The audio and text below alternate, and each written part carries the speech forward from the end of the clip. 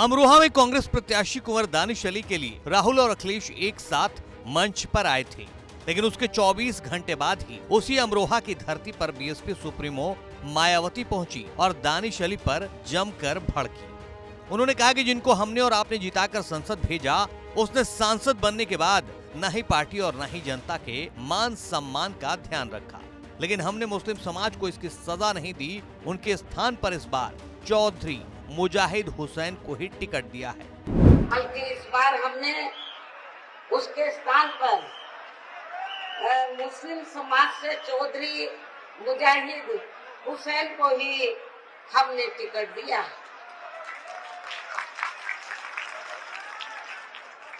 जिनको जिताने में आप लोग जी जान से लगे।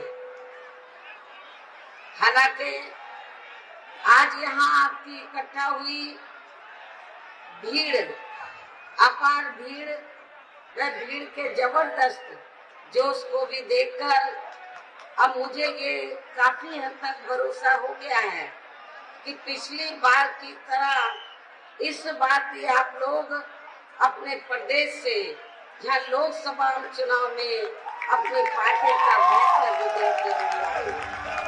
बता दें कि पिछले लोकसभा चुनाव में जब सपा बसपा का गठबंधन हुआ था तो इस सीट पर बीएसपी के उम्मीदवार कुंवर दानिश अली ने जीत हासिल की थी। जब दानिश अली पर संसद में बीजेपी सांसद रमेश बिधूरी की ओर से अभद्र भाषा का इस्तेमाल किया गया तो कांग्रेस पार्टी उनके साथ खड़ी हो गई। कांग्रेस के साथ नजदीकियों के आरोप में उन्हें बीएसपी ने पार्टी से निकाल दिया, जिसके बाद वो कांग्रेस में शामिल हो गए और इस बार इंडिया गठबंधन की ओर से अमरोहा से चुनाव लड़ रहे हैं।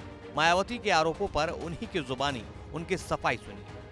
मैं उनके बयान पर कुछ नहीं कहना चाहूँगा, लेकिन इतना ज़रूर कहूँगा कि मैं उनकी पार्टी से सांसद था तो जिन उसूलों को लेकर के बाबा साहब डॉक्टर भीमराव अंबेडकर ने संघर्ष किया या मान्यवर काशीराम ने संघर्ष किया, उन उसूलों पर मैं खड़ा रहा। अब हम तो चाहते थे कि बहन जी और बीएसपी भी गठबंधन में आए। राहुल जी ने भी कहा, अखिलेश जी ने भी कहा, और हमारा समाज जो शोषित वंचित पीड़ित समाज है वो सब चाहता था इस बात को। लेकिन कुछ तो मजबूरियां रही होंगी, ऐसे ही कोई बेवफा नहीं होता। जिस मंच से मायावती ने कांग्रेस प्रत्याशी दानिश अली पर सवाल खड़े किए, अमरोहा के उसी मंच से मायावती ने कांग्रेस और बीजेपी दोनों पर ही निशाना साधा। मायावती ने कहा बीजेपी इस बार आसानी से केंद्र की सत्ता में आने वाली नहीं है। अगर वोटिंग मशीनों में कोई गड़बड़ी न की जाए तो इस बार उनका कोई नाटक जुमलेबाजी काम नहीं आएगा। कई वर्षों से बीजेपी व इनके सहयोगी दल केंद्र एवं काफी राज्यों की भी सत्ता में काबिज हो गए,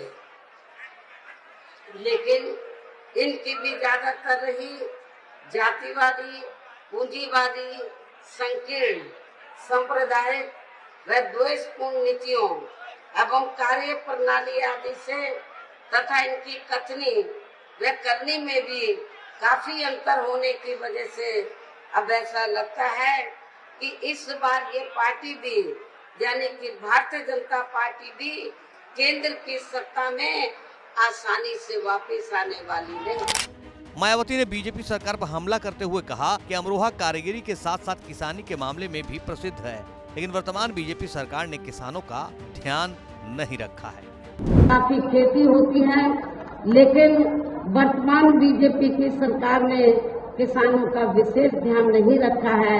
लेकिन यहाँ की इस क्षेत्र की जो फसल है, जो कारोबारी लोग हैं, जब हमारी पार्टी पावर में थी तो हमने इस मामले में पूरा ध्यान रखा है।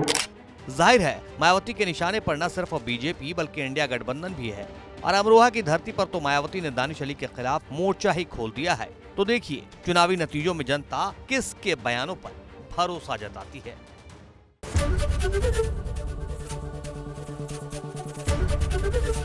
एबीपी गंगा, खबर आपकी, जुबान आपकी।